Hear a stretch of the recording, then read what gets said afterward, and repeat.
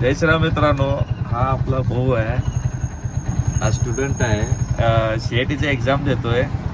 त्याला exact location चुकीचं पडलं आणि ओलानं ना एकदम चुकीचं लोकेशन घेतलं. जायचं होतं वेगळीकडे, लोकेशन वेगळं घेतला आणि तो बिचाराला आम्ही इथून नरेला गेलो, आधी तिकडे नरेवरून परत इकडं वडगावला आलोय, बुद्रुकला. नेमकं इकडं होतं.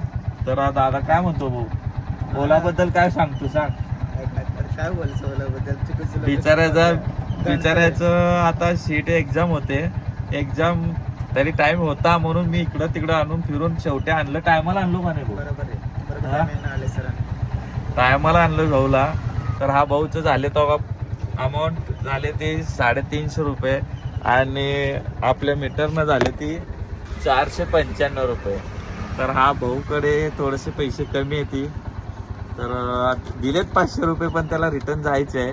तर मी बघू माझ्या हिशोबाने यांना घेतो आणि त्याला देतो. ठीक आहे मित्रांनो, धन्यवाद तुम्हाला. मित्रांनो त्याकडनं फक्त 400 रुपये घेतले. तो बोलला दादा मला जायला पैसे नाही. बघ दादा काय करतो बोलले. तर दादा बोलला तर मला वाईट वाटलं.